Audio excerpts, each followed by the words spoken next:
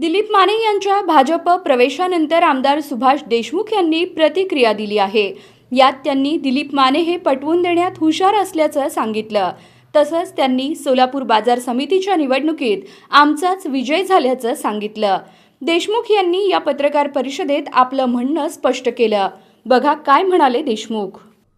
आणि यावेळेस आमच्या सचिन कल्याण शेट्टीला पटवलं। मी दोन्ही वेळेस भारतीय जनता पक्ष म्हणून लढलोय। भारतीय जनता पक्षाचे कार्यकर्ते दोन्ही वेळेस होते माझ्या बरोबर। पण दुर्भाग्य आहे की नेतृत्वाच्या लक्षात आलं नसेल, नेतृत्वाला सांगितलं असेल आपल्याकडे सोसायट्या नाही त्या, आपल्याला ग्रामपंचायत काय, म्हणजे असं रडकं सांगितलं असेल। मी रडका माणूस नाही, लढणारा माणूस आहे। आणि त्यावेळेस म्हणले की आपल्याला एक सुद्धा सीट नाही, सोसायटीत आपल्याला मतदान नाही, एक सोसायटी नाही।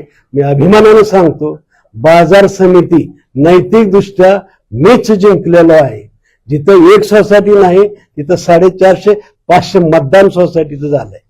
आणि जिथं मला एकही ग्रामपंचायत, कमी ग्रामपंचायती होत्या तरी परंतु 3 उमेदवार माझे निवडून आलेत। आम्ही एवढा मोठा सत्ताधारी पक्ष आणि आम्ही पक्षाचे म्हणून आमचा एक माणूस निवडून आला। किती? एक माणूस निवडून आला। हे अभिमान, ही खोटी माहिती वर जाते। आता दावा आहे आम्ही स्वतंत्र लढलो असतो ना, 100% भारतीय जनता पक्षाचे कार्यकर्ते निवडून आले असते।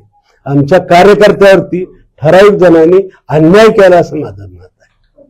बापू ते ठराविक जण कोण आहेत? मला तो शोध लागायचा आहे, जरा तुमच्या माध्यमातून कळवा मला। त्याच्या पक्षात होते त्या पक्षाची लोक त्यांना विधानसभेत तिकीट देत नाहीत, पण तुम्ही निवडून आल्यानंतर देखील पक्ष तुमचा ऐकत नाही। मला ते म्हणायचं का असं होतंय आता पक्षात? त्याचं काही आत्मचिंतन वगैरे आता काही करणार आहात? मी नुसतं आत्मचिंतन करत, मी लढतच राहणार आहे काय बी झालं तर।